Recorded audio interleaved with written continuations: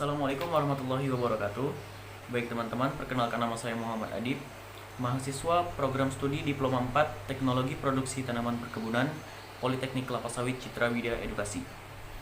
Baik, di sini saya akan berbagi sedikit pengetahuan kepada teman-teman tentang tahapan-tahapan apa saja yang harus dilakukan dalam proses pembukaan lahan atau yang sering kita sebut land clearing, khususnya pada komunitas kelapa sawit. Sebelum kita lanjut ke tahapan-tahapannya, sebelumnya saya akan menjelaskan terlebih dahulu apa itu pembukaan lahan. Mungkin teman-teman di sini ada yang belum tahu. Jadi, pembukaan lahan atau land clearing adalah salah satu langkah awal untuk bercocok tanam pada suatu areal atau lahan hutan yang sebelumnya banyak ditumbuhi oleh pepohonan, gulma, dan keanekaragaman hayati di dalamnya. Pembukaan lahan dilakukan untuk keperluan seperti lahan perkebunan, pertanian, transmigrasi, dan keperluan lainnya. Sebelum melakukan proses pembukaan lahan, hal yang pertama harus kita lakukan adalah penentuan lokasi, atau yang sering kita sebut dengan rintisan. Nah, nggak mungkin kan kita mau membuka lahan perkebunan, tapi kita nggak tahu lokasinya di mana. Jadi kita harus menentukan lokasi. Kriteria yang harus kita ketahui dalam penentuan lokasi itu ada 3 setidaknya. Yang pertama, iklim. Kita bisa mengetahui iklim di lokasi tersebut seperti apa, curah hujannya, kemudian intensitas cahayanya, suhunya, dan lain-lain mengenai iklim. Kemudian yang kedua, yaitu bentuk wilayah. Kita juga harus mengetahui bentuk wilayah di lokasi tersebut seperti apa, topografinya, kemudian permukaannya, ya. Kemudian yang ketiga adalah potensi lahan tersebut untuk ditanami komoditas kelapa sawit. Apakah lahan tersebut cocok untuk ditanami komoditas kelapa sawit?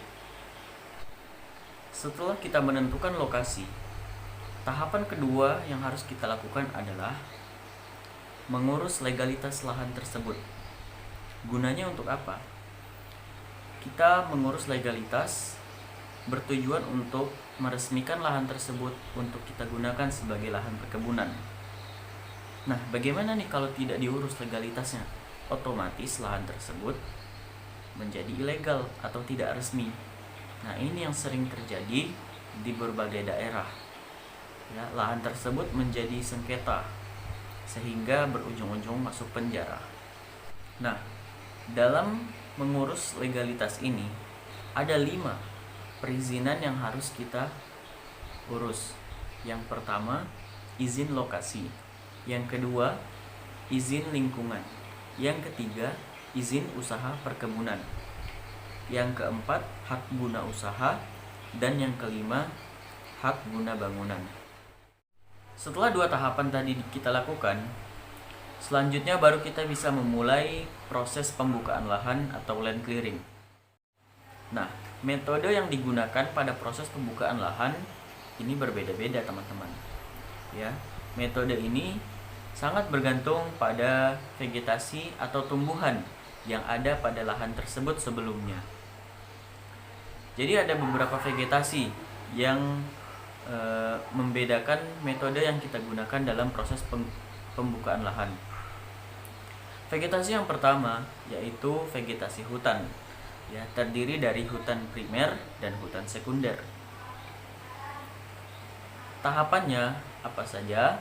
Yang pertama, kita lakukan pengimasan atau pembabatan atau penebasan anakan-anakan kayu dan semak belukar yang ada di sekitar pohon-pohon besar. Kemudian hasil babatan tadi kita kumpulkan di rumpukan. Selanjutnya kita melakukan penebangan pada pohon-pohon yang besar.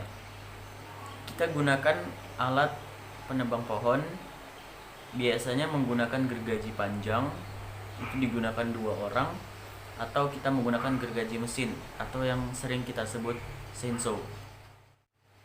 Kemudian kita lakukan merencek. Apa itu merencek? Merencek adalah pemangkasan ranting-ranting serta cabang-cabang pohon yang sudah tumbang agar mudah saat dilakukan perumpukan, dan juga tujuannya untuk memudahkan saat proses pelapukan atau dekomposisi. Kemudian setelah merencet, yang terakhir kita lakukan rumpukan atau merumpuk. Kita kumpulkan sisa-sisa hasil pengimasan, penebangan pohon dan merencet tadi, kita kumpulkan jadi satu di gawangan mati. Kemudian vegetasi yang kedua yaitu vegetasi semak belukar. Pada vegetasi ini kita hanya melakukan dua cara, yaitu dengan cara menyemprot dan juga membabat. Nah, penyemprotan kita lakukan menggunakan herbisida atau pestisida setidaknya 2-3 kali kita semprotkan pada ilalang sampai mereka mati. Nah, untuk semak-semak yang dibabat, selanjutnya kita kumpulkan atau kita tumpuk di gawangan mati atau rumpukan tadi. Kemudian vegetasi yang ketiga yaitu vegetasi rerumputan. Nah, vegetasi ini merupakan vegetasi yang sangat mudah untuk dilakukan pembukaan lahan.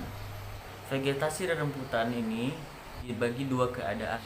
Yang pertama, jika rumput tidak terlalu tebal, maka hanya dilakukan penyemprotan menggunakan pestisida atau herbisida setidaknya 2-3 kali sampai rumputnya mati.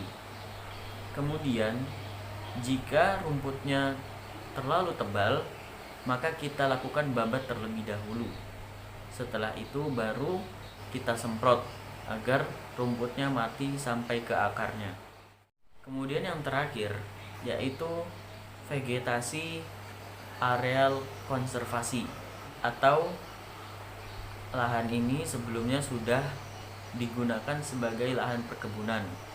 Nah, untuk proses pembukaan lahan ini kita hanya perlu menghilangkan tanaman perkebunan sebelumnya.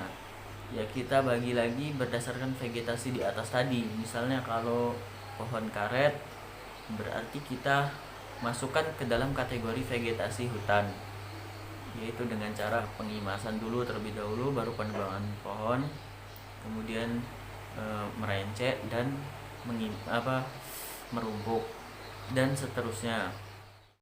Setelah semua tahapan ini kita lakukan, baru lahan yang kita buka tadi siap untuk digunakan. Baik, sekian sedikit pengetahuan mengenai pembukaan lahan atau land clearing perkebunan kelapa sawit yang bisa saya sampaikan. Semoga bermanfaat bagi teman-teman, dan mohon maaf bila ada salah-salah kata. Kepada Allah saya mohon ampun. Saya Muhammad Adib. Sekian. Wassalamualaikum warahmatullahi wabarakatuh.